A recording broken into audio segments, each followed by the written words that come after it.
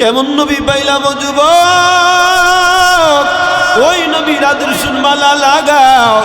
এই জন্য আমার আল্লাহ পাক বলছেন আমার নবীর অনুসরণ অনুকরণ কর, তাহলে আমি আল্লাহ তোমাকে 3টা পুরস্কার দান করব। ও নবীর উম্মত, যখন তারা দুনো ভাই দেখলেন তারা আরো পাগল পাড়া হয়ে গেলেন। এই দিকে ইহুদি বেঈমান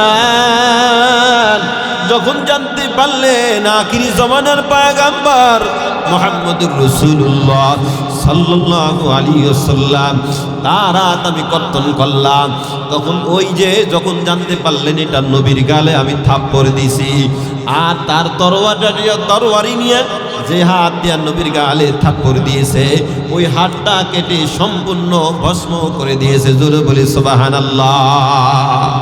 কাটা হাতটা নিয়ে নবীর দরবারে হাজির হয়ে গেল, আর দরজায় নক করলো, ও নবী আমার, যেই হাতটা দিয়ে আমি আপনাকে থাপ্পড় দিয়েছি ওই হাত আমি আর রাখবো না, ওই হাত আমি সম্পূর্ণ কেটে আমি ভস্ম করে দিলাম। কাটা হাতটা আমি আপনার সামনে নিয়ে আসলাম। জোরে বলি আল্লাহু আকবার, আর জোরে বলি আল্লাহু আকবার। ও নবী আমার, ওই কাটা হাত আমি আপনার সামনে নিয়ে হাজির হয়ে গেলাম, আর আমার কোনো সমস্যা নাই, আপনি আমারে মাফ করে দেন। কাটা হাতটা আমি আপনার সামনে নিয়ে হাজির হয়ে গেছি। এরপরে বলেন, ও নবী আমার, আপনি আমারে মাফ করে দেন। যখন আমি জানতে পারলাম আপনি আখিরি জমানার পয়গম্বর, আমার ভুল যখন আমার কাছে যখন ধরা পড়ে গেল, আমার বিচার আমি নিজেই করে ফেললাম।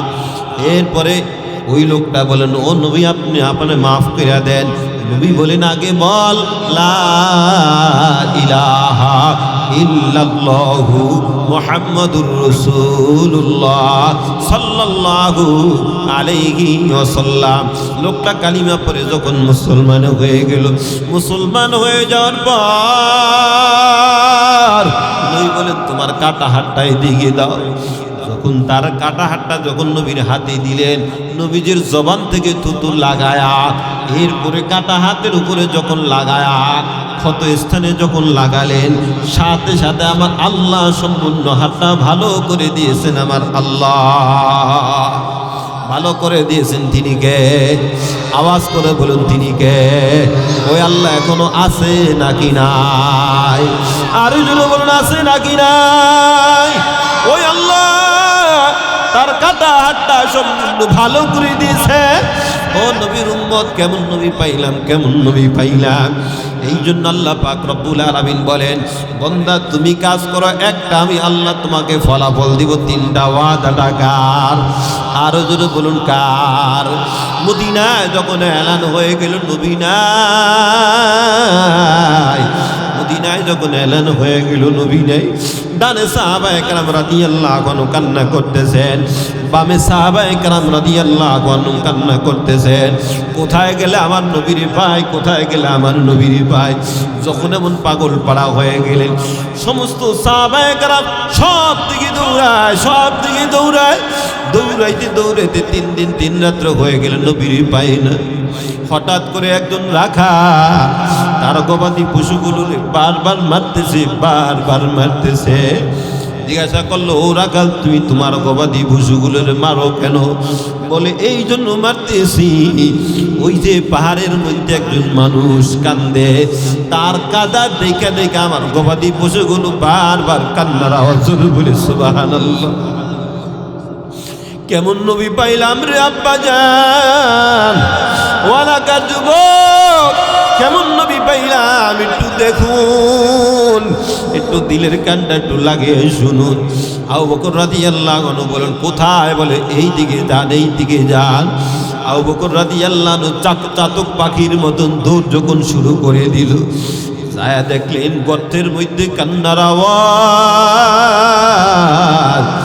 আর নবীর কান্না দেখি আর সমস্ত জীব জানোয়ার কান্না শুরু করে দিল। তারা ঘাসও খায় না, পানিও খায় না, কান্নার আওয়াজ, নবীর সাথে কান্নার আওয়াজ। নবী সেজদা লাগায়া বলেন, আয় আল্লাহ আপনি আমার উম্মতগুলির মাফ করে দেন, আয় আল্লাহ আপনি আমার উম্মতগুলির মাফ করে দেন। রব্বি হাবলি উম্মতি, রব্বি হাবলি উম্মতি, আয় আল্লাহ আপনি আমার উম্মতগুলির মাফ করে দেন। এইভাবে কান্নার আওয়াজ যখন শুরু হয়ে গেল, সমস্ত সাহাবায়ে কেরাম রাদিয়াল্লাহু আনহু হাজির হয়ে গেলেন। নবীজি কিন্তু মাথা সেজদার থেকে উঠায় না। নবীজি কান্নার আওয়াজ, আয় আল্লাহ আপনি আমার উম্মতগুলোরে মাফ করে দেন। এইভাবে যখন কান্না যখন শুরু হয়ে গেল, ফাতেমা রাদিয়াল্লাহু আনহা পর্যন্ত চলে আসলেন। বড় বড় সমস্ত ফেরেশতারা চলে আসছেন আর বলেন, নবী আমাদের কোনো অন্যায় হলে আমরা আপনার কাছে ক্ষমা চাই, মেহেরবানি করে আপনি মাথাটা উঠান। নবীজি কিন্তু মাথা উঠায় না। এরপরে হাসান আর হুসাইন রাদিয়াল্লাহু আনহু তারা দুনো ভাই চলে আসছে। সাহাবায়ে কেরাম বলেন, আবার নবী তো বড় পাগল, হাসান আর হুসাইনের জন্য আবার নবী বড় পাগল পারা সব সময় ছিল। এমন সময় দুনো ভাই আয়েশা নানা ভাই বলে আবার নবীর ডাক দেয়। আর যখন মাথা তার উপরে উঠায় না, এমন সময় ফাতেমা রাদিয়াল্লাহু আনহা বলেন, ও আব্বাজান আপনি সাক্ষী থাকুন, আমার দুই সন্তান আপনার উম্মতের জন্য কুরবান করে দিলাম। ওয়াইদা কুরিয়াল কুরআনু ফাসতামিউ লাহু ওয়ানসিতু লাআল্লাকুম তুরহামুন। আয়াতে কারিমা যখন পাঠ করা হয়, আয়াতে কারিমা যখন তেলাওয়াত করা হয়, ফাসতামিউ লাহু ওয়ানসিতু, খুব চুপ করে কান লাগে শোনো। আল্লাহ পাক বলেন, তাহলে আমি আল্লাহ তোমাদেরকে দামি বানাবো স্বয়ং ওয়াদা টাকা। এই জন্য সাহাবায়ে কেরাম রাদিয়াল্লাহু আনহুমকে বলতেন, আল্লাহর নবী সাল্লাল্লাহু আলাইহি ওয়াসাল্লাম বলতেন, ও সাহাবায়ে কেরাম তুমি আমারে আল্লাহর কালামটা শুনে দাও। সাহাবায়ে কেরাম বলেন, ইয়া রাসূলুল্লাহ, ইয়া হাবিবাল্লাহ, আপনার উপরে আল্লাহর কালাম নাজিল হয়েছে, আমরা আবার আপনাকে শোনাবো কিভাবে, ভালো করে বুঝবেন। নবী বলেন, ও সাহাবায়ে কেরাম তোমরা আমারে আল্লাহর কালামটা শুনিয়ে দাও। যখন তুমি আমাকে আল্লাহর কালামটা শোনাও, আমি নবী আর সহ্য করতে পারি না, হাউমাউ করে কান্না আমি শুরু করে দিই। সাহাবায়ে কেরাম বলেন, যখন আমরা নবীর সামনে তেলাওয়াত করি, নবী এমন পরিমাণ কাঁদে, নবী এমন পরিমাণ কাঁদে, মনে হয় যেন নবীর শ্বাস বন্ধ হয়ে যাবে। জোরে বলে সুবহানাল্লাহ। এই জন্য আল্লাহ পাক রব্বুল আলামিন বলেন, আমি আল্লাহ তোমাকে দামি বানাবো, আমি আল্লাহ তোমার গুনাহগুলো মাফ করে দিব। এরপরে আমি আল্লাহ তোমাকে দামি দুনিয়াতে বানাবো, আমি আল্লাহ তোমাকে পরকালে দামি বানাবো স্বয়ং ওয়াদা টাকা। আল্লাহ পাক বলেন, আমি আল্লাহ তোমারে দামি বানাবো। এই জন্য দেখবেন যখন কোরআন হাদিসের মজলিসে যখন আপনার পাথরওয়ালা দিলের যুবকরা যখন বসে, এই যুবকরা কান্না করতে করতে পাগল পারা হয়ে যায়। বুঝতে হবে এদের দিলের মধ্যে, এদের মেমোরির মধ্যে এখন দুনিয়ার কোনো চিন্তা, দুনিয়ার কোনো খেল নাই, একমাত্র কেবলমাত্র চিন্তা চেতনা কাজ করতেছেন। তিনি কে? জোরে বলুন, তিনি কে? আল্লাহ। চিন্তা চেতনা, মহব্বত আর মারিফত তাদের দিলের মধ্যে কাজ করে। জোরে বলি আল্লাহু আকবার। সম্মানিত হাজিরিন, আসুন আমি আপনাদের মাঝে যে আয়াতে কারিমা পাঠ করেছিলাম, ওই আয়াতে কারিমা হলো, আমি যে আয়াতে কারিমা পাঠ করেছিলাম, আল্লাহ পাক রব্বুল আলামিন বলেন, কুল ইন কুনতুম তুহিব্বুনাল্লাহ ফাত্তাবিউনি ইউহিব্বুকুমুল্লাহ ওয়া ইয়াগফির লাকুম যুনুবাকুম ওয়াল্লাহু গফুরুর রহিম। ও নবী আপনি বলে দেন, কুল ইন কুনতুম তুহিব্বুনাল্লাহ, যারা আল্লাহকে ভালোবাসতে চায়, কাকে ভালোবাসতে চায়? আল্লাহকে ভালোবাসতে চায়। ফাত্তাবিউনি ইউহিব্বুকুমুল্লাহ, নবীজি বলেন, আল্লাহ বলে দেন, নবী আপনি বলে দেন, তারা যেন আমি নবীর অনুকরণ করে। সুবহানাল্লাহ। নবীর অনুকরণ করে। নবীর অনুকরণ করলে কি হবে? আল্লাহ পাক রব্বুল আলামিন বলেন, ইউহিব্বুকুমুল্লাহ, যারা আমি নবীর অনুকরণ করবে, আল্লাহ পাক বলেন আমি আল্লাহ তাদেরকে ভালোবাসি। জোরে বলি সুবহানাল্লাহ। আল্লাহ ভালোবাসবেন। ওয়াগফির লাকুম যুনুবাকুম, আল্লাহ পাক বলেন এদের সমস্ত গুনাহ খাতাগুলো আল্লাহ ক্ষমা করে দিবেন। কয় নম্বর হলো? 2 নম্বর হলো ওয়াগফির লাকুম যুনুবাকুম, আল্লাহ গুনাহ মাফ করে দেবেন। 3 নম্বর আল্লাহু গফুরুর রহিম, আল্লাহ পাক বলেন আমি আল্লাহ হলাম দয়ালু এবং আমি আল্লাহ হলাম ক্ষমাশীল। জোরে বলি সুবহানাল্লাহ হবে। তাহলে আমি কাজ করলাম একটা, আল্লাহ আমাকে পুরস্কার দিলেন কয়টা? কথা বলেন কয়টা? 3টা পুরস্কার।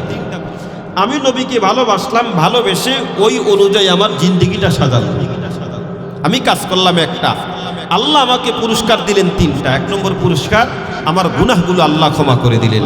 2 নম্বর পুরস্কার, 1 নম্বর পুরস্কার হলো আল্লাহ আমাকে ভালোবাসলেন। 2 নম্বর পুরস্কার হলো আল্লাহ আমার গুনাহগুলো মাফ করে দিলেন। 3 নম্বর পুরস্কার হলো আল্লাহ পাক বলেন আমি আল্লাহ হলাম দয়ালু এবং আমি আল্লাহ হলাম ক্ষমাশীল। জোরে বলি সুবহানাল্লাহ। তাহলে কাজ করলাম কয়টা ভাই? জোরে বলুন কাজ করলাম কয়টা? একটা। পুরস্কার পাইলাম কয়টা?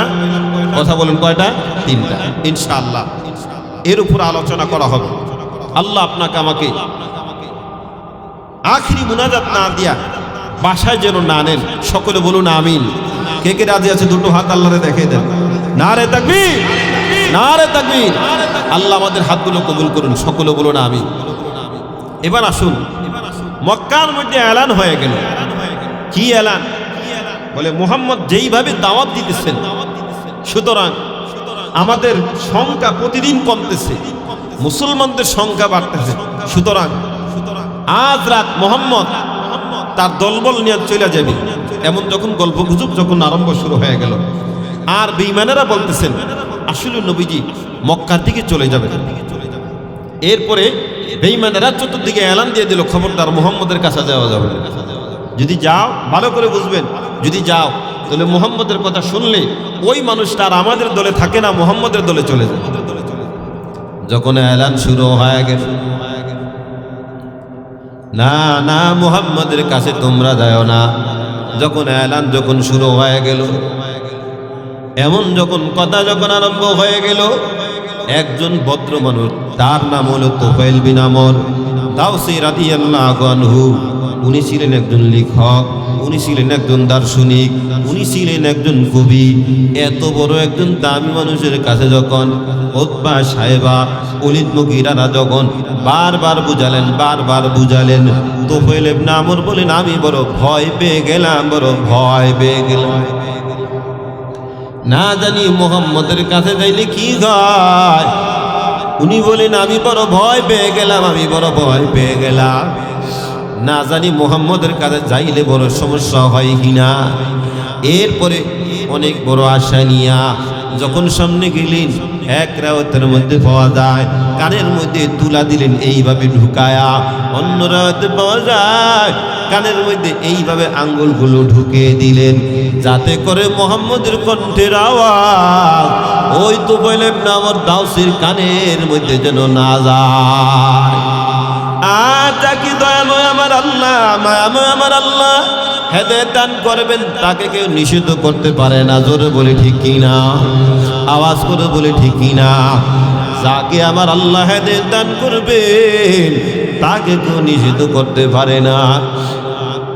তুফাইল ইবনে আমর দাওসী রাদিয়াল্লাহু আনহু ভয় দিলের মধ্যে কাজ করিয়া, এরপরে নবী যখন নামাজ আদায় করতেছেন বাইতুল্লাহর মধ্যে, এমন সময় তুফাইল ইবনে আমর দাওসী রাদিয়াল্লাহু আনহু নবীর সাথে যখন দাঁড়িয়ে গেলেন, নবীর যখন নামাজ শেষ হয়ে গেল, নবী বাসার দিকে ফেরত চলে যাবেন, এমন সময় তুফাইল ইবনে আমর দাওসী রাদিয়াল্লাহু আনহু বললেন, ও মুহাম্মদ দাঁড়াও, আমি তোমার সাথে কথা বলবো। এমন যখন দুইটা হাত যখন প্রসারিত করলেন, নবী আসলে ওখানে দাঁড়িয়ে গেলেন আর বললেন, মুহাম্মদ আমি তোমার সাথে কথা বলতে চাই। নবীজি তার হাত ধরিয়া নবীজির বাসার মধ্যে নিয়ে গেলেন।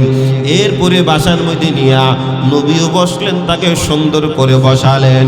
এবার তুফাইল ইবনে আমর দাওসী রাদিয়াল্লাহু আনহু বললেন, ও মুহাম্মদ বলো কোন জিনিসটা বললে স্বামী স্ত্রীর মধ্যে বিচ্ছিন্ন তৈরি হয়, ভাই ভাইয়ের মধ্যে বিচ্ছিন্ন তৈরি হয়, আত্মীয় স্বজনের মধ্যে ডিভাইডেড তৈরি হয়?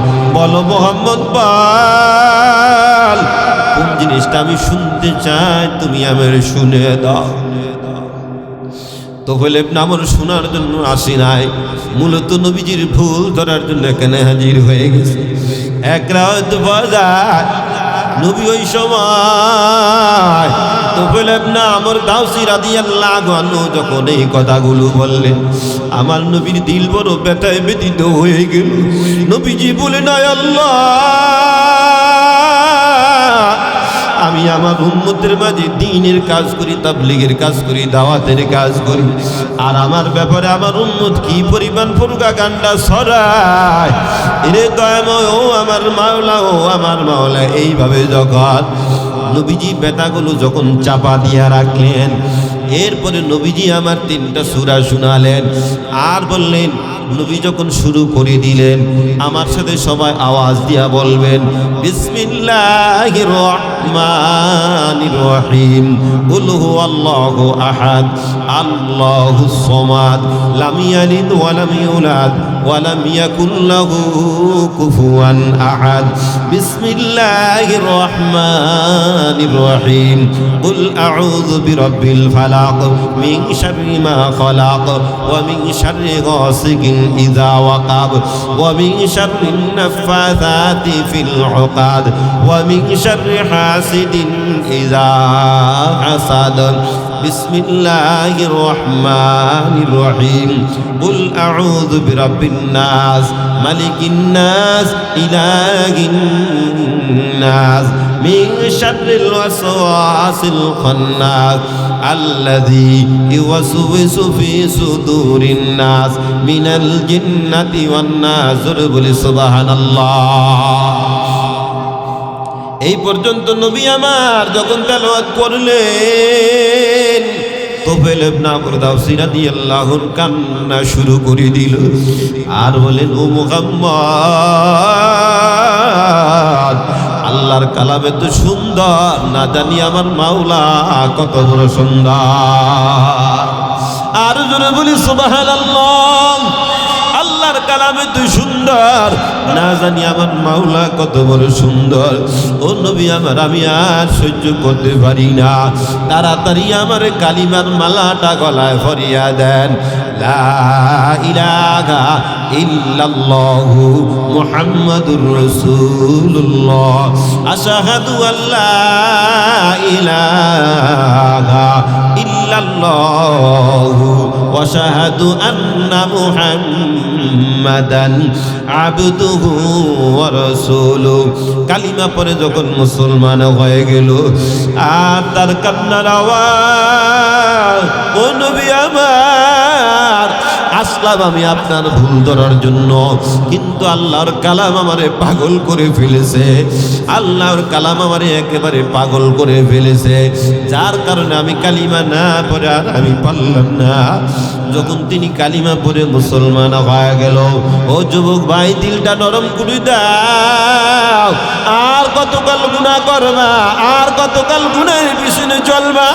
না না না, আল্লাহওয়ালা দিলটা একটু নরম করার জন্য জান্নাতের বাগিচায় বসে যাও, আমার আল্লাহ তোমারে সব চাইতে দামি বানিয়ে দিবেন ওয়াদা টাকা। এরপরে তোফায়েল ইবনে আমর দাওসী রাদিয়াল্লাহু আনহু বললেন, ও নবী আমার, আল্লাহ যেন আমার জন্য একটা নিদর্শন যেন বানিয়ে দেয়। নবীজি তার জন্য দোয়া করলেন, আল্লাহুম্মা জালহু আয়া, আল্লাহ তার জন্য একটা নিদর্শন বানিয়ে দেন। নবীজির জবান থেকে দোয়াটা বের হইতে দেরি হয়, সাথে সাথে দয়াময় আমার আল্লাহ, মায়াময় আমার আল্লাহ, তার কপাল মোবারকের মধ্যে আসমানি আলো লাগতে কোনো দেরি হয় না। আর জোরে বলি সুবহানাল্লাহ। ও নবীর উম্মত, আসমানি বাতি বা আসমানি লাইট যখন তার কপাল মোবারকের মধ্যে যখন চমকায়, তোফায়েল ইবনে আমর দাওসী রাদিয়াল্লাহু আনহু বলেন, ও নবী আমার, মানুষ বলবে তোফায়েল কালিমা পরিবর্তন করার কারণে, মুহাম্মদের দলে যাওয়ার কারণে ওই যে তোফাইলের চেহারা উল্টে গেল, না গো নবী না, আমার কপাল মুবারকের মধ্যে দরকার নাই, পুরা মাথা এবং শরীরের মধ্যে যেন আল্লাহ স্থানান্তর করে দেয়। জোরে বলি সুবহানাল্লাহ। যখন এই দোয়া করলেন, আবার নবী দোয়া করলেন, আল্লাহ তার মাথা এবং শরীরের মধ্যে স্থানান্তর করে দেন। আল্লাহ সাথে সাথে স্থানান্তর করে দিলেন। এরপরে তার স্ত্রীকে যায় বলে, ও বিবি রে, তাড়াতাড়ি কালিমার মালাটা গলায় লাগাও। স্ত্রীও বলল, লা ইলাহা ইল্লাল্লাহু মুহাম্মাদুর রাসূলুল্লাহ। স্ত্রী কালিমা পরে মুসলমান হয়ে গেল। এরপরে তার আব্বাজানকে বলেন, ও আব্বাজান, তাড়াতাড়ি কালিমাটা পড়েন, কালিমার মালাটা গলায় লাগান। আব্বাজানও বলে ফেললেন, লা ইলাহা ইল্লাল্লাহু মুহাম্মাদুর রাসূলুল্লাহ। আব্বাজান কালিমা পড়ে যখন মুসলমান হয়ে গেল, এবার কওমের লোকজনের কাছে হাজির হয়ে গেল। সবাইকে একসাথে বলে, আপনারা সবাই বলেন, লা ইলাহা ইল্লাল্লাহু মুহাম্মাদুর রাসূলুল্লাহ। কিন্তু কওমের লোকজন কালিমা পড়ে মুসলমান তারা হয় নাই। এইবার মেজাজ আরো গরম হয়ে গেল, কি করা যায়, কি করা যায়। নবীর কাছে আবার হাজির হয়ে গেল, ও নবী আমার সবাই মুসলমান হয়েছে, কিন্তু আমার কওমের লোকজন তারা কালিমা পড়ে মুসলমান হয় নাই। নবী হেদায়েতের দোয়া করিয়া আবার তাকে পাঠালেন। এইবার পাঠানোর সাথে সাথে যখন তিনি আল্লাহর কালামের উসিলা করে দাওয়াত দেয়, আর কালিমার যখন দাওয়াত দেয়, একসাথে সবাই আওয়াজ করে বলল, লা ইলাহা ইল্লাল্লাহু মুহাম্মাদুর রাসূলুল্লাহ সাল্লাল্লাহু আলাইহি ওয়াসাল্লাম। সবাই একসাথে কালিমা পড়ে মুসলমান হয়ে গেল। একমাত্র আল্লাহর কালাম, আল্লাহর কালামে তো দাম, এত দাম, এত দাম। যেদিকে যায় ওই দিকে মানুষগুলাকে দামি বানিয়ে দেখে। আরো জোরে বলেন কে? এর নবীর উম্মত। গেল বছর আমার ভারতের ত্রিপুরার জমিনে আমার মাহফিল ছিল। ওই মাহফিলে আমি সবচেয়ে বড় আশ্চর্যান্বিত হয়ে গেলাম। প্রায় 20 কিলোমিটার পর্যন্ত আমাদেরকে যখন গাড়ি রিসেপশন করে ভারতে যখন মাহফিলে নেওয়া হয়, হিন্দু, বৌদ্ধ, খ্রিস্টানরা, অগ্নিপূজকরা এইভাবে চাতক পাখির মতন দাঁড়িয়ে থাকলেন, এইভাবে তারা তাকিয়ে থাকলেন। আমার মন সাক্ষী দেয়, আল্লাহর কালামের উসিলা ওই মানুষগুলোকে একদিন না একদিন কালিমার মালা পরায়া দামি বানিয়ে দিবেন তিনি কে। আমি আরো দেখলাম ওই মাহফিলের মধ্যে অনেক যুবকরা পর্যন্ত, হিন্দু যুবকরা টাকা দেয়, 5,000, 2,000, 3,000 করে পর্যন্ত টাকা দেয়। আর কোনো দোয়া চাই না, আমি একটাই দোয়া করি, আল্লাহ এই মানুষগুলোকে আপনি দামি বানিয়ে দেন, হেদায়েতের মতন দামি বানিয়ে দেন। জোরে বলুন আমিন। আর ওই ভারতের জমিনের একটা যুবক বলল, হুজুর আপনার কাছে ওয়াদা চাই, আপনার কাছে প্রতিশ্রুতি চাই, যত বছর পর্যন্ত আল্লাহ আমাদেরকে হায়াত দান করবে, প্রতি বছর এই মাহফিলটা আমরা কয়েকজনে করব, টাকা দ্বারা, পয়সা দ্বারা। আল্লাহ যেন আমাদের সবাইকে কবুল করে দেন। সকলে বলুন আমিন। এক একটা যুবক, আপনার ভারতের যুবকরা, তারা বলে আমাদের বাংলাদেশের মুসলমানরা জান্নাতে আছে। তারা কি বলে? এই কথা বলেন। ভারতের মুসলমানরা বলে আমাদের চাইতে ভারতের যারা মুসলমান আছে, এরা বাংলাদেশের যারা মুসলমান আছে এরা জান্নাতে আছে। আর বাংলাদেশের মুসলমানের তুলনা আমরা ভারতে যারা মুসলমান আছে আমরা জাহান্নামে আছি। এটা তাদের থিওরি। আর যুবকরা বলে, হুজুর আপনাকে আমরা সাক্ষী রেখে বলতেছিলাম, প্রতি বছর এই মাহফিলটা আমরা সাজাবো, সাজাতে গিয়ে আমাদের এক একজনের 1 লাখ 2 লাখ যা লাগুক সব টাকা দেওয়ার জন্য আমরা তৈরি। সুবহানাল্লাহ বলবেন না? আরো জোরে বলি সুবহানাল্লাহ। তারা বড় বেশি যুবক না, আমাদের এই যে যুবকদের মতন এরা ছিল। আমি আজও পর্যন্ত তাদের কথা বলতে পারি না। ভারতের ত্রিপুরার কথা বলছিলাম। সুতরাং একমাত্র তাদেরকে দেখলাম আল্লাহর নবীর শিষ্টাচার, আল্লাহর নবীর আদর্শ দিয়া ওই মানুষগুলাকে দামি বানাচ্ছেন তিনি কে? আরো জোরে বলেন, কে দামি বানালেন? তখনই তো আমার মনে পড়ে গেল ওই 1400 বছরের কথা মনে পড়ে গেল। আয়াতে কারিমার তাফসীরের মধ্যে আল্লাহর নবী সাল্লাল্লাহু আলাইহি ওয়াসাল্লাম বলেন, কোন মানুষ বলে আমি নবীরে ভালোবাসি কিন্তু নবীর সুন্নত মানে না, ও আব্বাজান ও যুবক বন্ধু ভালো করে বুঝবেন, নবীর সুন্নতি দাড়ি রাখে না, নবীর সুন্নত টুপি পরে না, নবীর সুন্নতি জামা গায়ে দেয় না, নবীর সুন্নত তরিকা জীবনটা সাজাতে চায় না, নবীজি বলেন ও আমার উম্মত না, ও হলো টাটকা একটা বাটফার। কথা বলেন ঠিক কিনা? আরো জোরে বলেন ঠিক কিনা? একটা বাটফার। যেরকম আমরা দেখি দলের জন্য যে মার খায়, কষ্ট মুজাহাদা করে, এই দল যখন আবার দাঁড়া করায় তখন ওই লোকটাকে সম্মান দেয়, ঠিক কিনা বলুন? এই লোকটা 17 বছর পর্যন্ত মার খেয়ে খেয়ে তারপরে দল কখনো চেঞ্জ করে না, আছে নাকি নাই? আরে কথা বলেন, আছে নাকি নাই? আর কিছু মানুষ আছে এই দলে ভালো ওই দলে ভালো, আছে না? এগুলি দেয় যায় ক্ষমতা গেলি ওরে মাইরে মাই, আছে নাকি নাই? আরে কথা বলেন, আছে নাকি নাই? আছে। এক দল খেয়েছে 17 বছর পর্যন্ত, হালাল হারাম সব খাইছে না? আমরা বাংলার জমিনে 64 জেলা, আমি আলোচনা করি, অনেক জেলায় আমাদের থেকে মাইক ছিনে নেওয়া হয়েছে, কোরআনের কথাগুলো ভালো করে বলতে পারি না, ভালো করে বলতে পারি না, এমন অমানুষ ছিল তারা। এরপরে তারা মাইকের সামনে বলেছিল পালাবো না, কোথায় পালাবো? ঠিক কিনা বলুন? কথা বলেন ঠিক কিনা? আজ ওই মানুষগুলো এমন জায়গায় পালাইছে উন্দরের গর্ত খুঁজে পায় না, ঠিক কিনা বলুন? এই জন্য শহীদ আল্লামা দেলাওয়ার হোসেন সাইদি বলেছেন এমন একটা সময় আসবে ইন্দরের তোরা গর্ত খুঁজে পাবি না পালাবার মতন, ঠিক কিনা বলুন? জোরে বলতে হবে ঠিক কিনা? এরা শহীদদের দেশ, আলেমদের দেশ, নামাজিওয়ালাদের দেশ, পীর মাশায়েখ আল্লাহওয়ালাদের দেশ, নবীর উম্মতের দেশ। জোরে বলে ঠিক কিনা? তাদের থেকে শিক্ষা অর্জন করুন। এমন ভাবে পালালো তাদের নাম নিশানা পর্যন্ত জাতি শুনলে ঝাড়ু মারতে তৈরি হয়। কথা বলে ঠিক কিনা? এক গ্রুপ খেয়েছে 17 বছর, আরেক গ্রুপ 17 দিন না যাইতেই মানুষের মাথায় বাড়ি, হ্যাঁ মানুষের মাথায় বাড়ি, ঘাড়ে বাড়ি, মানুষের হত্যা করতেছে, মানুষের অমানুষের কায়দা পিটাইতেছে, আছে নাকি নাই? কথা বলেন, আছে নাকি নাই? এই জন্য মরহুম আইনুদ্দিন আল আজাদ রহমতুল্লাহ আলাইহি বলেছেন নৌকার ধানের সেই 2 সাপের একই বিষ, ঠিক কিনা বলুন? এই জন্য খবরদার, হাঁটতে খুব হুঁশিয়ার থাকবেন, মানুষের মাথায় আঘাত করবেন না। দুনিয়ার বিচারে আপনাকে মুক্তি দিতে পারে, আল্লাহর বিচার আপনাকে কোনোদিন মুক্তি দিতে পারে, ঠিক কিনা বলুন? আল্লাহর বিচার আপনাকে কোনোদিন মুক্তি দিবে না। আল্লাহ আপনাকে আমাকে কথাগুলো বুঝার মতো আল্লাহ পাক তৌফিক দান করে দেন। সকলে বলুন আমিন। রাগান্বিত হয়েছেন? রাগান্বিত হবেন না। কেন? আমি নবীর উম্মত। আমি নবীর কি? আরে সবাই বলেন নবীর কি? জোরে জোরে বলুন, আমি কি নবীর? আওয়াজ হয় না। আমরা যদি প্রতিদিন আল্লাহর জন্য মাইকের সামনে কথা বলতে পারি, আপনারা বলবেন না? আপনারা আজ এবং আগামীকাল বলবেন, ঠিক আছে? বলবেন তো ইনশাআল্লাহ। আমরা কার উম্মত? জোরে বলুন, কার উম্মত?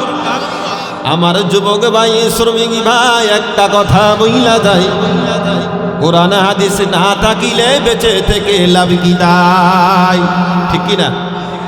এই আওয়াজে কামাইব না, বন্ধ করে দিই। জোরে বলতে হবে, ঠিক কিনা? আমার যুবক, সবাই আমার সাথে বলবেন, আমার যুবক ভাই, শ্রমিক ভাই, একটা কথা বইলা যায়, কোরআন হাদিস না থাকিলে বেঁচে থেকে লাভ কি তাই, ঠিক কিনা? আমার যুবক ভাই, শ্রমিক ভাই, একটা কথা বইলা দেয়, কোরআন হাদিস না থাকিলে বেঁচে থেকে লাভ কি তাই? দলাদলি বাদ দিয়ে ঐক্যবদ্ধ হও সবাই, দলাদলি বাদ দিয়ে ঐক্যবদ্ধ হও সবাই, দিনের পথে চলবো মোরা, আল্লাহু আকবার বলেন সবাই। রাজি আছি তো ইনশাআল্লাহ? আমার যুবক ভাই, শ্রমিক ভাই, একটা কথা বইলা দেয়, কোরআন হাদিস না থাকিলে বেঁচে থেকে লাভ কি তাই? দলাদলি বাদ দিয়ে ঐক্যবদ্ধ হও সবাই, দলাদলি বাদ দিয়ে ঐক্যবদ্ধ হও সবাই, দিন ইসলামের পথে চলবো, আল্লাহু আকবার বলেন সবাই। রাজি আছেন ইনশাআল্লাহ? কার পথে চলবো আমরা? কথা বলেন, কার পথে চলবো? আসুন সম্মানিত হাজিরিন, আমি কাজ করব কয়টা? একটা। আমি আমার নবীকে ভালোবাসবো, আর কোনো কাজ নেই। ভালোবাসবো, নবীর অনুসরণ করব। আল্লাহ পাক বলেন আমি আল্লাহ তোমাকে 3টা ফলাফল দান করব। মুখস্থ করবেন কয়টা? 3টা। 1 নম্বর, আমাকে ভালোবাসবেন কে? আওয়াজ করে বলতে হবে, ওয়াজ মুখস্থ করতে হবে। আমাকে ভালোবাসবেন কে? আল্লাহ। 2 নম্বর আমার গুনাহগুলো মাফ করবেন কে? 3 নম্বর আল্লাহ পাক বলেন আমি আল্লাহ হলাম দয়ালু এবং আমি আল্লাহ হলাম ক্ষমাশীল। জোরে বলি সুবহানাল্লাহ। আসুন মক্কার মধ্যে আল্লাহর নবী সাল্লাল্লাহু আলাইহি ওয়াসাল্লাম গোপনে গোপনে ইসলামের দাওয়াত দেয়, গোপনে গোপনে ইসলামের দাওয়াত দেয়, আর মদিনা ইসলামের প্রকাশ্যে দাওয়াত দেয়। নবীজি আর মক্কায় থাকলেন না, মক্কা থেকে বিদায় হয়ে গেলেন তায়েফের জমিনে। তায়েফের জমিনে যখন বিদায় দেয়, ইদ্রিস কান্দলবী রহমাতুল্লাহ আলাইহি বলেন, ইবনে হিশামের মধ্যে লেখেন একটাই ঘটনা মানুষের জন্য যথেষ্ট হয়ে যাবে। জোরে বলি সুবহানাল্লাহ।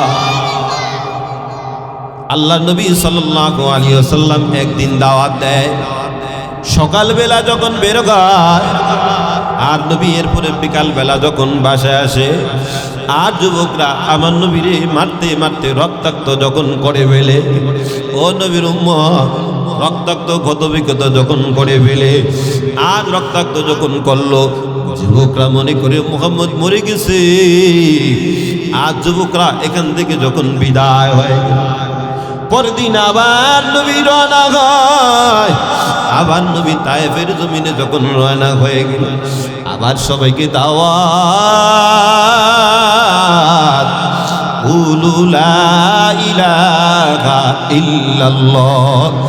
এইভাবে নবী যখন কালিমার যখন দাওয়াত, নবীকে মায়ের যখন শুরু করে দিল, আর মারতে মারতে মারতে মারতে যুবকরে দাওয়াত দেয়, যুবকরা নবীরে আঘাত করে। নবীজি যুবকদেরকে দাওয়াত দেয়, পাথর আঘাত করে, তারা আঘাত করতে করতে রক্তাক্ত যখন করে ফেলল। নবীজি আজকে যখন জমিনের মধ্যে যখন পড়ে ফেলল, নবীজির একটা আওয়াজ, আমার মারিও না, আমার বাবাও নাই, আমার মাও নাই। এইভাবে নবী যখন আর্তনাদ যখন শুরু করে দিলেন, আর ওই বেঈমানরা কাফিররা যুবকরা নবীর রক্ষা করে নাই, নবীর শুধু মারতেছে।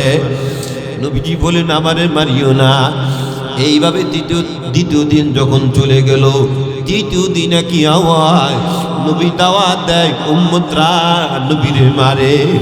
এইভাবে যখন আওয়াজ, আর আমার নবী বলেন আমার মারিও না, আমার মাও নাই, আমার বাবাও নাই, আমি বড় এতিম, তোমরাই আমার বাবা, তোমরাই আমার মা।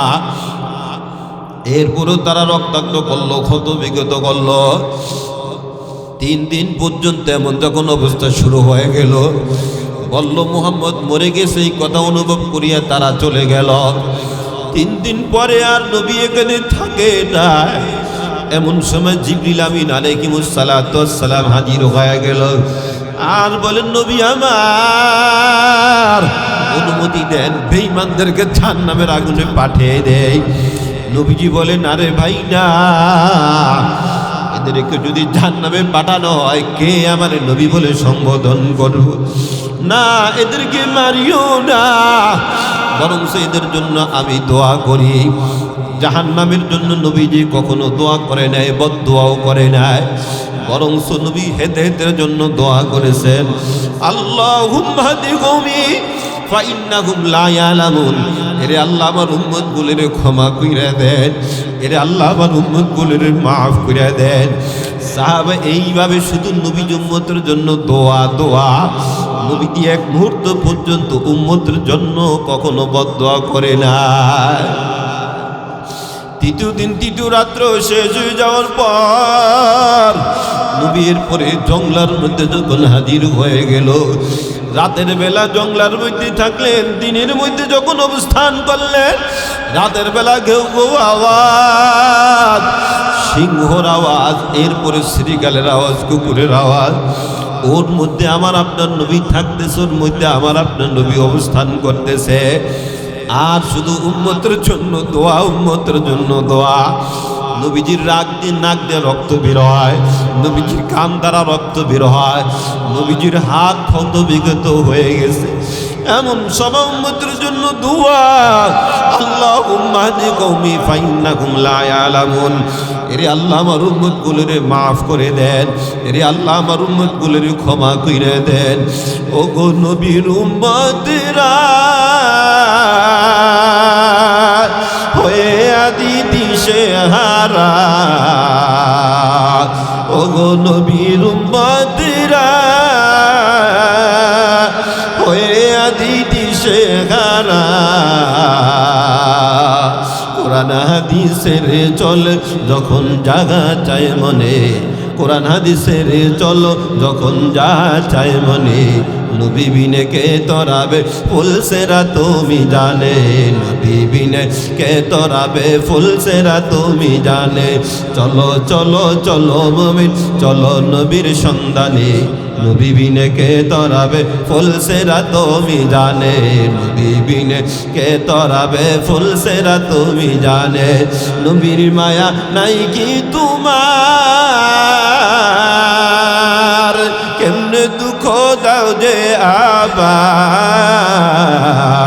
নবীর মায়া নাই কি তোমার কেমনে দুঃখ দাও যে আবার দান দান শহীদ করিল উহুদের ওই ময়দানে দান দান শহীদ করিল উহুদের ওই ময়দানে নবী বিনে কে তরাবে ফুল সেরা তুমি জানে নবী বিনে কে তরাবে ফুল সেরা তুমি জানে এমন দিব নবী আমার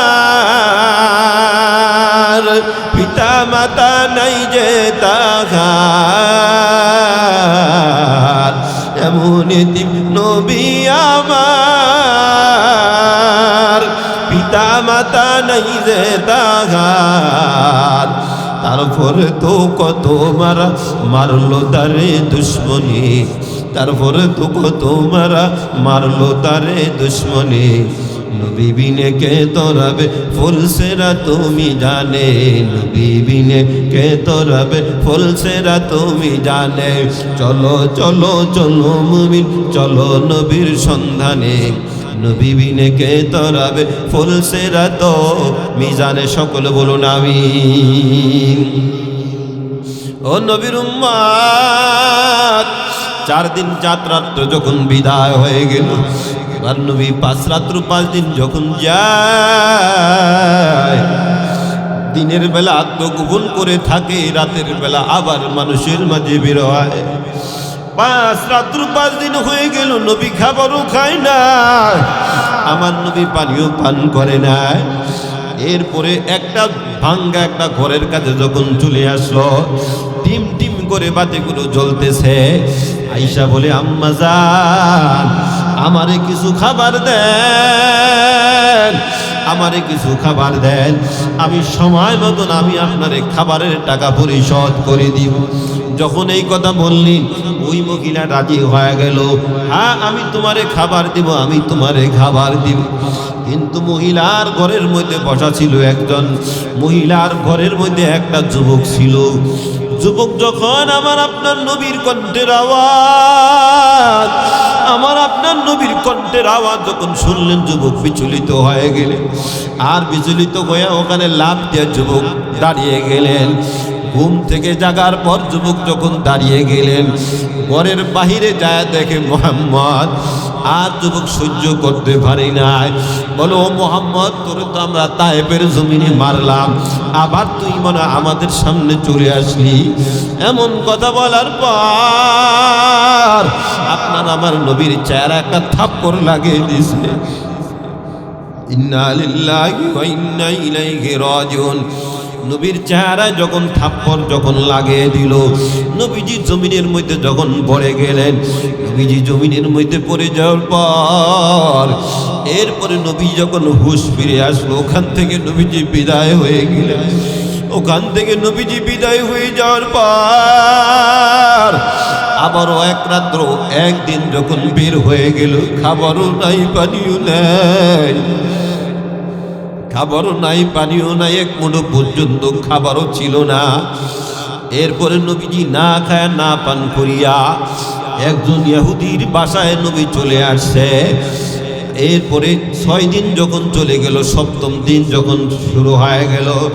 7ম দিন যাওয়ার সাথে সাথে নবী হুজুর সাল্লাল্লাহু আলাইহি ওয়াসাল্লাম তিনি বললেন দুনিয়ার সবাই আমারে বিদায় করে দিতে পারে, কিন্তু আমার মা ফাতেমা আমারে বিদায় করতে পারে না। আমার মা ফাতেমা আমারে কোনোদিন বিদায় করতে পারে না। মা ফাতেমার কাছে যখন চলে গেল, এমন সময় দরজা যখন নক করলেন, আর ভিতর থেকে আওয়াজ, হাসান আর হুসাইন রাদিয়াল্লাহু আনহু তার মারে বলে, ও আম্মাজান, আজকে 7 রাত হয়ে গেল, 7 দিন হয়ে গেল, আমাদের কোনো খাবারও নাই, পানিও নাই, এবং নানাজি আমাদের কোনো খোঁজ খবর নেয় না। ও মা, কি হলো আমার নানার, বলো বলো, আমার নানা আমাদের কোনো খোঁজ খবর নিতেছে না কেন? যখন এমন কথা যখন শুরু হয়ে গেল, এমন সময় দরজা নক করে নবীজি ডাক দিলেন ফাতেমা। ফাতেমা রাদিয়াল্লাহু আনহা বলেন, আব্বাজান, এতদিন পরে আপনি বাসায় আসছেন, একজন মেয়ে যেই পরিমাণ কাপড় পরিধান করে বাবার সামনে দাঁড়াতে পারবে, ওই পরিমাণ কাপড় আমার শরীরের মধ্যে নাই, সুতরাং আমি আপনার সামনে দাঁড়াতে পারবো না। যাই হোক, অনেক কষ্ট মুজাহাদা করে দরজাটা যখন খুলে দেওয়া হলো, নবী যখন দরজার মধ্যে যখন ঢুকলেন, আর হাসান হুসাইন রাদিয়াল্লাহু আনহু বলেন, ও নানা ভাই, তুমি এতদিন পর্যন্ত আমাদের কেন খোঁজ খবর তুমি নাও না? আমার মা আমাদের কোনো খাবার দেয় না, ঘরেও কোনো খাবার নাই, নবীরও পেটের মধ্যে খাবার নাই, আর যা দেখলেন ঘরের মধ্যে কোনো খাবার নাই, অথচ নবীজি আসলেন খাবার খাওয়ার জন্য। এমন সময় নবীজি কথা আর বাড়ালেন না। নবীজি এখান থেকে যখন বিদায় হয়ে গেলেন, একজন ইহুদির বাসায় যখন নবীজি কাজ করার জন্য যখন রওনা হয়ে গেল, যায় বললেন, ইহুদি ভাই, তুমি আমারে কাজ করার জন্য রাখো, আমি কাজ করার জন্য হাজির হয়ে গেল। আর ইহুদি বললেন, ও পথিক, বল বল, কি তুমি কাজ করবা? তুমি তো লাঠি ভর দিয়া নবীজি বলেন, বলো বলো, আমি কাজ করার জন্য হাজির আছি, আমার কোনো সমস্যা নেই, কাজ করতে পারবো। এমন সময় ইহুদি বললেন, তাহলে যদি কাজ করতে পারো, আমার কূপ থেকে তুমি পানি উঠাও, এক এক বালতি তুমি পানি উঠাইবা, বিনিময়ে তোমাকে 4টা খেজুর প্রদান করা হবে, 4টা খেজুর প্রদান করা হবে। নবীজি কষ্ট মুজাহাদা করি 1 বালতি পানি উঠালেন, 1 বালতি পানি উঠায়া আরো বালতি পানি উঠালেন, অনেক কষ্ট মুজাহাদা করিয়া 2 বালতি পানি উঠালেন, 3 বালতি যখন পানি উঠায়, এমন সময় রশি ছিঁড়ে বালতিটা নিচের দিকে যখন পড়ে গেল, নিচের দিকে পড়ে যাওয়ার পর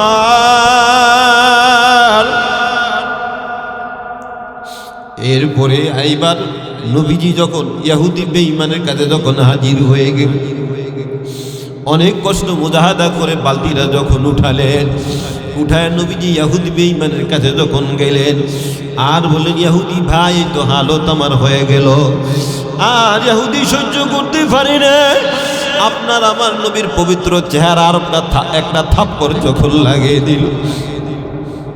নবীজি এইবারে জমিনের মধ্যে যখন পড়ে গেলেন, আর বলতেছেন, আমার মা নাই, আমার বাবা নাই, আমি বড় এতিম। এইভাবে নবী যখন কান্না যখন শুরু করে দিলেন, এরপরে নবী আমার কাদার পর আর বললেন, ইহুদি ভাই, তাড়াতাড়ি তুই আমার প্রাপ্য খেজুরগুলো দে। যখন এই কথা বললেন, ইহুদি প্রাপ্য খেজুরগুলো দিলেন। ইহুদি থেকে নবীজি খেজুরগুলো নিয়া নবী যখন রওনা হয়ে গেলেন, এমন সময় ইহুদি বলেন, মুহাম্মদ যখন আমার বাসা থেকে বিদায় হয়ে গেল, আর আমার দিলের মধ্যে কল্পনা জল্পনা কেমন জানি শুরু হয়ে গেল, এই মানুষটা মনে অত্যন্ত দামি মানুষ হবে, অত্যন্ত দামি মানুষ হবে। যখন শুনলেন, আর নবীজি তো আগে ভাগে চলে আসলেন, আগে ভাগে চলে আসার পর থাপ্পড় খায় খেজুরগুলো নিয়ে যখন চলে আসলেন মদিনায়, যখন চলে আসলেন, আর চলে আসার পর ফাতেমা রাদিয়াল্লাহু আনহার ঘরের মধ্যে ঢুকলেন। ঢোকার পর হাসান আর হুসাইন রাদিয়াল্লাহু আনহুর মুখের মধ্যে খেজুরগুলো দেয়। দুনো ভাই আনন্দ করিয়া খেজুরগুলো খায়। আর দুনো ভাই বলে, ও নানা ভাই আপনি কেন খেজুর খান না? এরপরে নবীর চোখ থেকে পানিগুলো বের হয়ে গেল। আর দুনো ভাই, এবার দুনো ভাই আনন্দ আর নাই, দুনো ভাইও কান্না শুরু করে দিল। এবার বলে, নো নানা ভাই আপনি কেন খান না? দুনো ভাই, নবীজি বলেন, ভাই তোমরা খাও। এরপরে দুনো ভাই বুকের কাপড়টা উঠে দেখে আমার আপনার নবীর এক পেটের মধ্যে একটা পাথর বাঁধা না, নবীজির পেটে দুইটা পাথর বাঁধা আছে। আরো জোরে বলি সুবহানাল্লাহ। নবীজির পেটে দুইটা যখন পাথর বাঁধা আছে, এমন যখন কথোপকথন যখন করতেছে, কেমন নবী পাইলাম যুবক, ওই নবীর আদর্শের মালা লাগাও। এই জন্য আমার আল্লাহ পাক বলছেন, আমার নবীর অনুসরণ অনুকরণ কর, তাহলে আমি আল্লাহ তোমাকে 3টা পুরস্কার দান করব। ও নবীর উম্মত, যখন তারা দুনো ভাই দেখলেন, তারা আরো পাগল পাড়া হয়ে গেলেন। এই দিকে ইহুদি বেঈমান যখন জানতে পারলেন আখিরি জমানার পয়গম্বর মুহাম্মদুর রাসূলুল্লাহ সাল্লাল্লাহু আলাইহি ওয়াসাল্লাম তারা আমি কর্তন করলাম, তখন ওই যে যখন জানতে পারলেন এটা নবীর গালে আমি থাপ্পড় দিছি, আর তার তরবারি নিয়ে যে হাত দিয়া নবীর গালে থাপ্পড় দিয়েছে, ওই হাতটা কেটে সম্পূর্ণ ভস্ম করে দিয়েছে। জোরে বলি সুবহানাল্লাহ। কাটা হাতটা নিয়ে নবীর দরবারে হাজির হয়ে গেল, আর দরজায় নক করলো, ও নবী আমার, যেই হাতটা দিয়ে আমি আপনাকে থাপ্পড় দিয়েছি, ওই হাত আমি আর রাখবো না, ওই হাত আমি সম্পূর্ণ কেটে আমি ভস্ম করে দিলাম। কাটা হাতটা আমি আপনার সামনে নিয়ে আসলাম। জোরে বলি আল্লাহু আকবার, আর জোরে বলি আল্লাহু আকবার। ও নবী আমার, ওই কাটা হাত আমি আপনার সামনে নিয়ে হাজির হয়ে গেলাম, আর আমার কোনো সমস্যা নাই, আপনি আমারে মাফ করে দেন। কাটা হাতটা আমি আপনার সামনে নিয়ে হাজির হয়ে গেছি। এরপরে বলেন, ও নবী আমার, আপনি আমারে মাফ করে দেন। যখন আমি জানতে পারলাম আপনি আখিরি জমানার পয়গম্বর, আমার ভুল যখন আমার কাছে যখন ধরা পড়ে গেল, আমার বিচার আমি নিজেই করে ফেললাম। এরপরে ওই লোকটা বলেন, ও নবী আপনি আপনার মাফ করে দেন। নবী বলেন, আগে বল লা ইলাহা ইল্লাল্লাহু মুহাম্মাদুর রাসূলুল্লাহ সাল্লাল্লাহু আলাইহি ওয়াসাল্লাম। লোকটা কালিমা পড়ে যখন মুসলমান হয়ে গেল, মুসলমান হয়ে যাওয়ার পর নবী বলেন, তোমার কাটা হাতটাই দিয়ে দাও। যখন তার কাটা হাতটা যখন নবীর হাতে দিলেন, নবীজির জবান থেকে থুতু লাগায়া, এরপরে কাটা হাতের উপরে যখন লাগায়া ক্ষত স্থানে যখন লাগালেন, সাথে সাথে আমার আল্লাহ সম্পূর্ণ হাতটা ভালো করে দিয়েছেন। আমার আল্লাহ ভালো করে দিয়েছেন। তিনি কে? আওয়াজ করে বলুন, তিনি কে? ওই আল্লাহ এখনো আছে নাকি নাই? আর জোরে বলুন, আছে নাকি নাই? ওই আল্লাহ তার কাটা হাতটা সম্পূর্ণ ভালো করে দিয়েছে। ও নবীর উম্মত, কেমন নবী পাইলাম, কেমন নবী পাইলাম।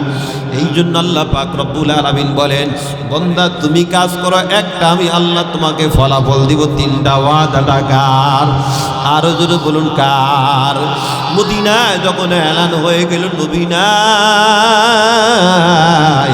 মদিনায় যখন এলান হয়ে গেল নবী নাই, ডানে সাহাবায়ে কেরাম রাদিয়াল্লাহু আনহু কান্না করতেছেন, বামে সাহাবায়ে কেরাম রাদিয়াল্লাহু আনহু কান্না করতেছেন।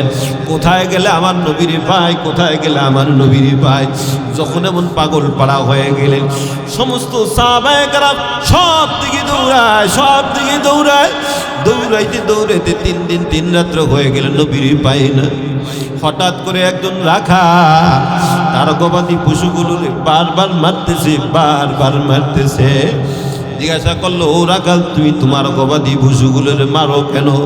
বলে, এই জন্য মারতেছি, ওই যে পাহাড়ের মধ্যে একজন মানুষ কান্দে, তার কাদা দেখে দেখে আমার গবাদি পশুগুলো বারবার কান্নার আওয়াজ বলে সুবহানাল্লাহ।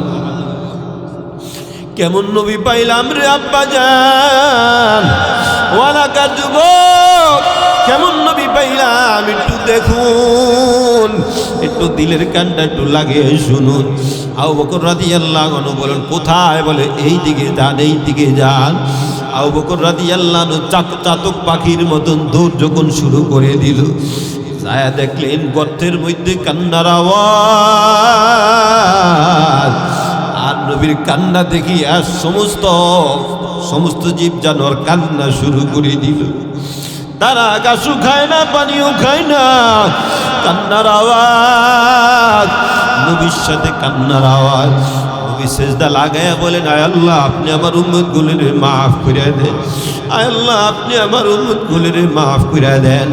রব্বি হাবলি উম্মতি, রব্বি হাবলি উম্মতি, আয় আল্লাহ আপনি আমার উম্মত গুলিরে মাফ করে দেন। এইভাবে কান্নার আওয়াজ যখন শুরু হয়ে গেল, সমস্ত সাহাবায়ে কেরাম রাদিয়াল্লাহু আনহুম হাজির হয়ে গেলেন।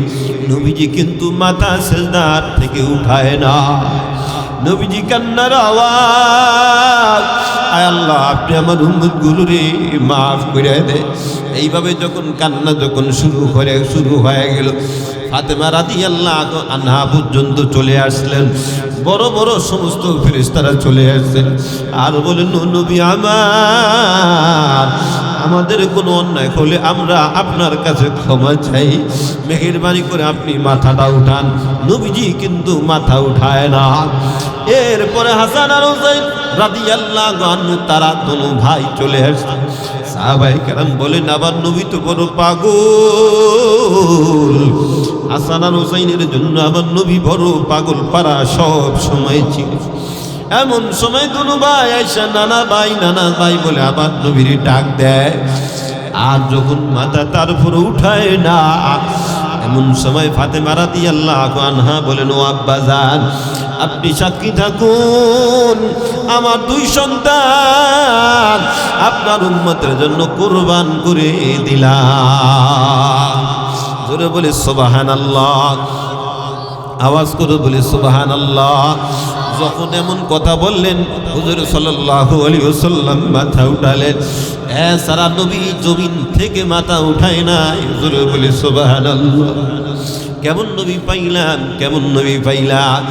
এই জন্য তো আমার আল্লাহ পাক রব্বুল আলামিন বলেন, ওয়া মা আরসালনাকা ইল্লা রাহমাতাল লিল আলামিন। তামাম জগতের জন্য আমি আমার বন্ধুকে রাহমাতাল লিল আলামিন হিসেবে পাঠাইছি। জোরে বলি সুবহানাল্লাহ। জিকির করি লা ইলাহা ইল্লাল্লাহ, লা ইলাহা ইল্লাল্লাহ।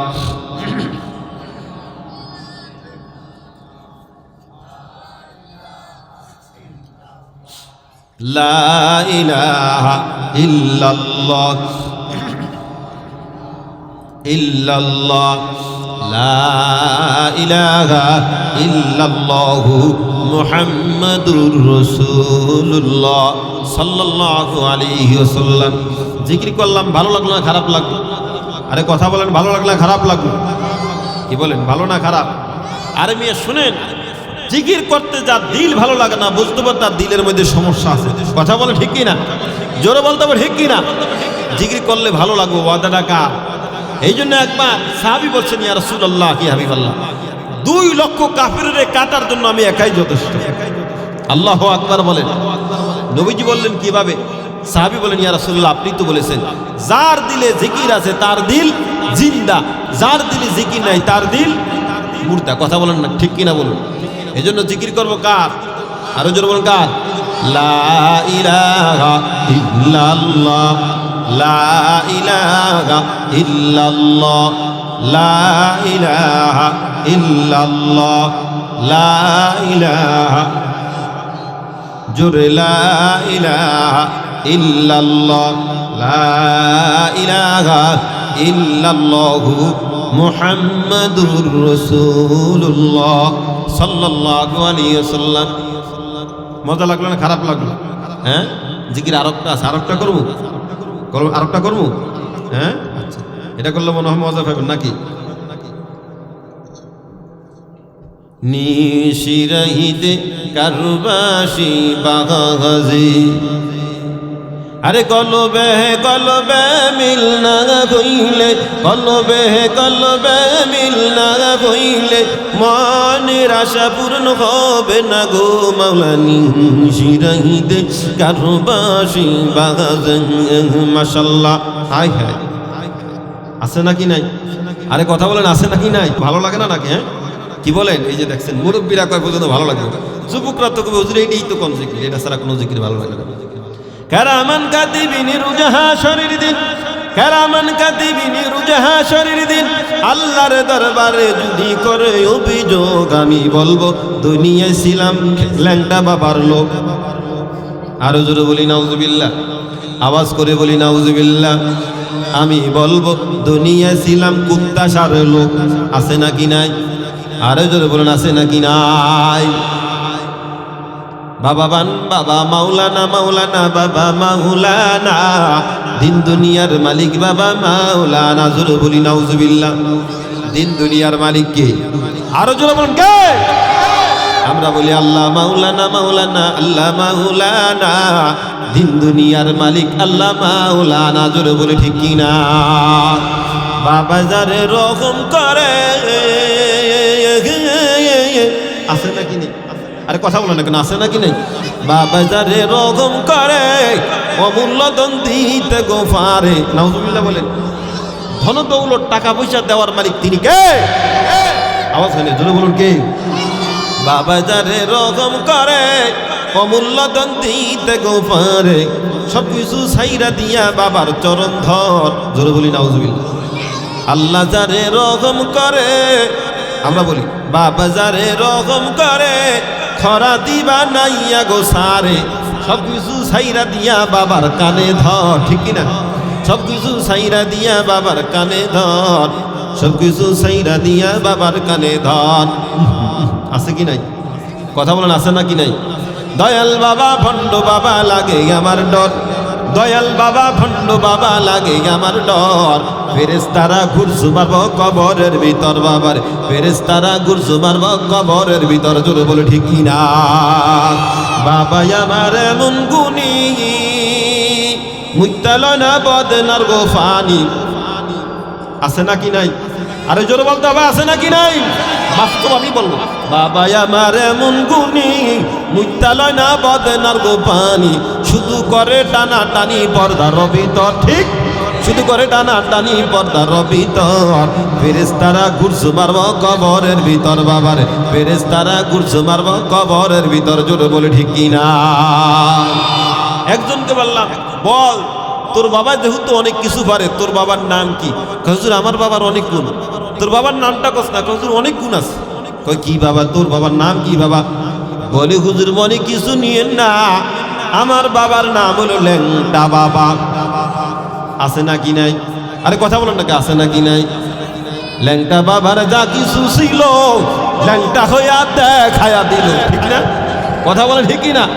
আবার আর গুরু গান গায় আমগো বাবার দরবারে কত গুরু যায় কি মজা করে যায় আমগো বাবার দরবারে তো কত গুরু যায় অন্য পীরের দরবারে এত মানুষ নাকি হয় জোরে বলি নাউজুবিল্লাহ আমি বলি ওরে নাফরমানের দল আল্লাহওয়ালাদের দরবার আল্লাহওয়ালা যায় আর গরুর দরবারে গরু যায় জোরে বলি ঠিক কিনা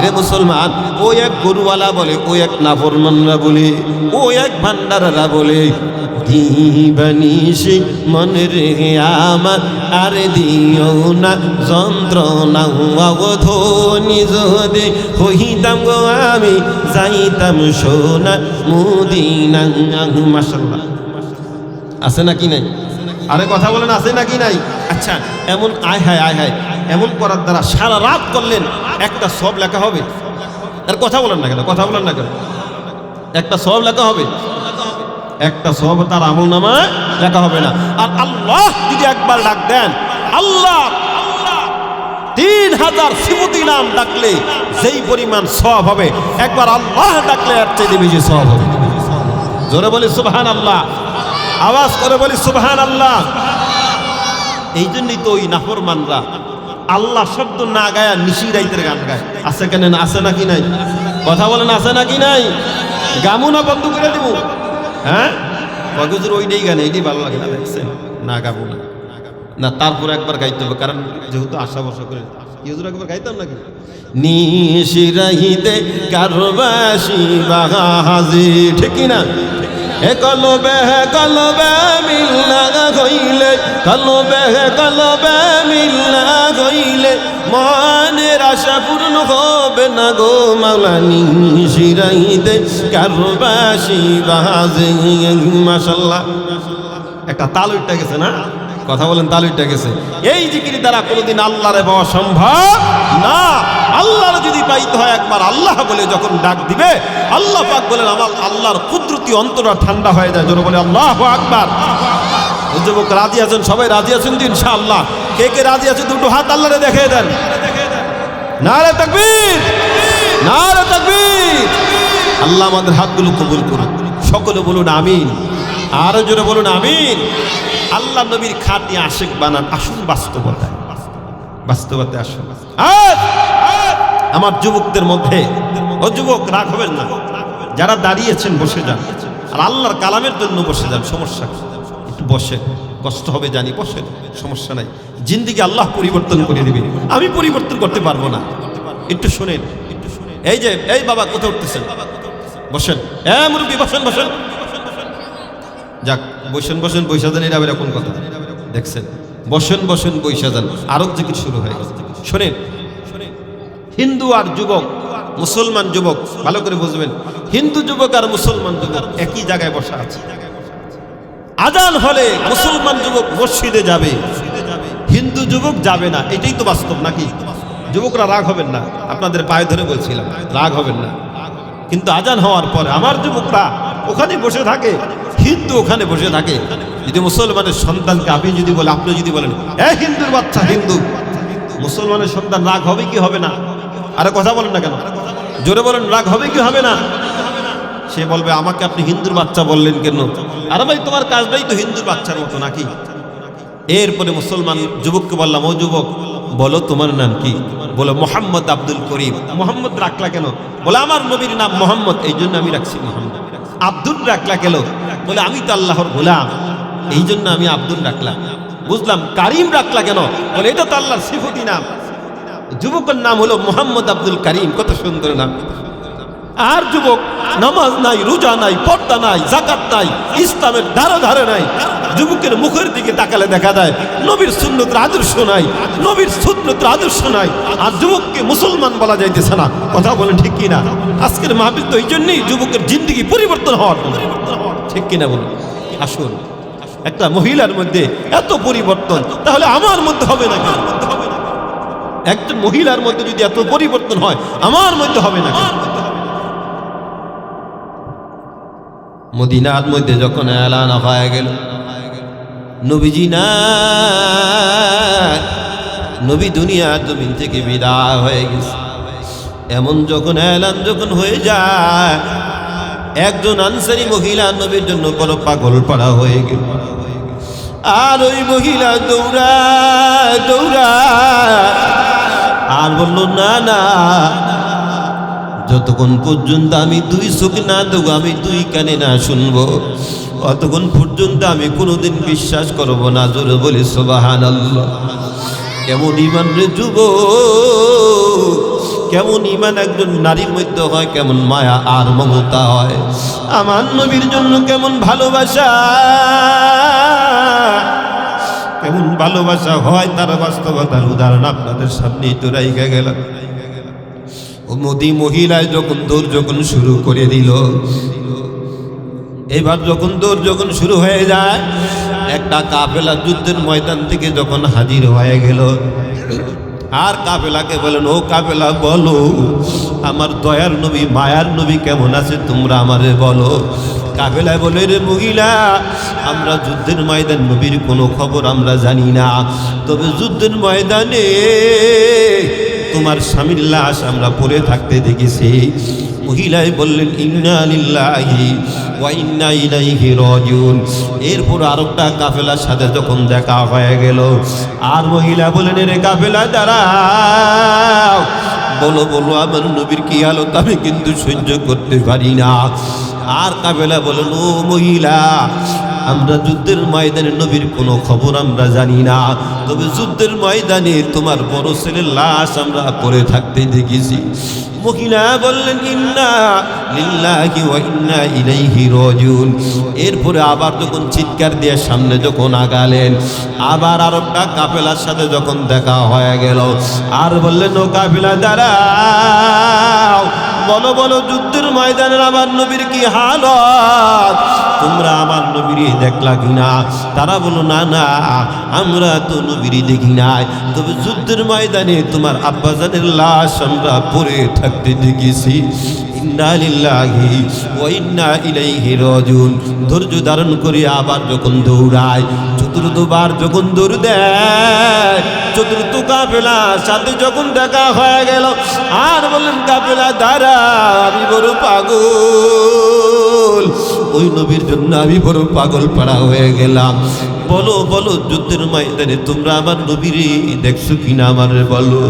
তারা বলে না না, যুদ্ধের ময়দানে তোমার বড় ভাইয়ের লাশ আমরা পড়ে থাকতে দেখেছি। মহিলা বললেন ইন্না লিল্লাহি ওয়া ইন্না ইলাইহি রাজিউন। এরপরে ধৈর্য ধারণ করলেন, স্বামীর লাশ, বড় ছেলের লাশ, বাবার লাশ, বড় ভাইয়ের লাশ, চারটা লাশ দেখার পর তারপরে উনি মানে নাই, শুধু দৌড়ায়। এক নজর আমার আপনার নবীরে দেখার জন্য, এক নজর আমার আপনার নবীরে দেখার জন্য। কোথায় গেলে আমি আমার নবীরে পাই, কোথায় গেলে আমি আমার নবীরে পাই। পঞ্চম কাফেলার সাথে যখন দেখা হয়ে গেল, এমন সময় পঞ্চম কাফেলা বলল ও মহিলা শান্ত হও, এই মাত্র আমি আমার নবীর যুদ্ধের ময়দানে দেখেছি। যখন এই কথা বললেন মহিলা স্থির হয়ে গেল, আর নবী বরাবর একটা দৌড় যখন শুরু করে দিলেন, দৌড়ায়া যেতে যেতে আমার নবীর কাছে হাজির, আর বলেন নবী আমার, এক মুহূর্ত আপনাকে ছাড়া আমি বাঁচতে পারি না, এই জন্য আমি বড় পাগল পাড়া হয়ে গেলাম। নবীজি যেই রুমালের মধ্যে বসা ছিলেন, রক্তাক্ত অবস্থায়, ক্ষতবিগত অবস্থায় আমার নবী বসা ছিলেন, ওই সময় ও যুবক কেমন নবীর মায়া পাইলাম, কেমন নবীর মহাব্বত পাইলাম, কেমন নবীর মায়া হওয়া চাই, কেমন নবীর মমতা হওয়া চাই। ওই সময় আমার নবীর কপাল মোবারকের মধ্যে দুইটা লোহার ঠোক আছে। মহিলা চাদরটা ধইরা বলেন ইয়া রাসূলুল্লাহ, ইয়া হাবিবাল্লাহ, আপনাকে দেখার পর আমার স্বামীর কষ্ট, আমার সন্তানের কষ্ট, আমার আব্বাজানের কষ্ট, আমার বড় ভাইয়ের কষ্ট আমি সব সহজে ভুলে গেলাম। আল্লাহু আকবার বলে। আপনাকে দেখার পর আমার জন্য সমস্ত সহজ হয়ে গেল।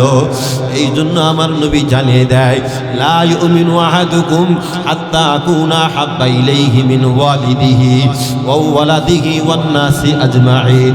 ওই পর্যন্ত কোন মানুষ পরিপূর্ণ ঈমানদার হতে পারবে না, মুমিন হতে পারবে না, যতক্ষণ পর্যন্ত তার মা, তার বাবা, তার আত্মীয় স্বজনের চেয়েও আমি মুহাম্মদুর রাসূলুল্লাহ সাল্লাল্লাহু আলাইহি ওয়াসাল্লামকে বেশি ভালো না বাসবে, ওই পর্যন্ত মানুষ ঈমানদার হতে পারবে না। ওয়াদাটা কার? আরো জোরে বলুন কার ওয়াদা? এই দিকে নবীরে বাঁচানোর জন্য যুবক ভাই ভালো করে বুঝবেন, যৌবনের জ্বালা তোমার মধ্যে আছে, আমার মধ্যে আছে। এর যুবক পাও দুইটা আগে তো আমি তোমার পা ধরে বলবো, তারপরে তুমি গুনাহের কাজ করিও না, আমার নবীরে কষ্ট দিও না। এমন সময় একজন যুবক আমার নবীর সামনে এইভাবে দাঁড়িয়ে গেছে, যার নাম হলো তলহা রাদিয়াল্লাহু আনহু। এইভাবে দাঁড়িয়ে গেছেন, আর বেঈমানেরা আমার নবীরে মারতে গিয়া তলহা রাদিয়াল্লাহু আনহু এই যে আপনার বুকের মধ্যে ৮০ থেকে ৮২টা আঘাত, যার কারণে একটা হাড্ডিও ছিল না, সমস্ত হাড্ডিগুলো ভেঙে চুরমার হয়ে গেল, চুরমার হয়ে গেল। তলহা রাদিয়াল্লাহু আনহু আমার নবীর সামনে এইভাবে দাঁড়িয়ে গেছেন। এক মুহূর্তের জন্য তিনি পিছন দিকে যান না, এক মুহূর্তের জন্য তিনি সরে যায় না। আমি আপনাদেরকে প্রশ্ন করবো, ও আব্বাজানেরা, ও ভাইরা, ওই তলহা রাদিয়াল্লাহু আনহুর মা বাবা আছে নাকি নাই? আরো জোরে বলুন, আছে নাকি নাই? স্ত্রী সন্তান আছে নাকি নাই? আছে। দুনিয়ার মোহব্বত আছে নাকি নাই? আরো জোরে বলুন, আছে নাকি নাই? সব বাদ দিয়ে আমার নবীর সামনে হাজির হয়ে গেছে।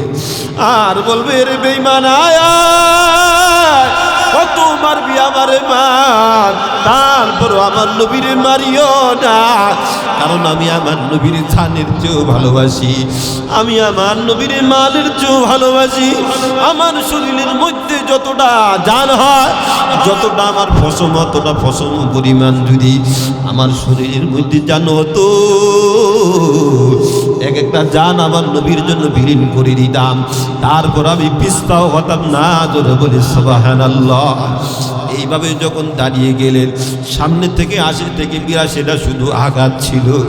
এরপরে হঠাৎ করিয়া নবীজির কপাল মোবারকের মধ্যে ওই দুষ্ট কাফির বেঈমানেরা নবীর লক্ষ্য করিয়া তীর যখন নিক্ষেপ করেছে, নবী আর সহ্য করতে পারে নাই।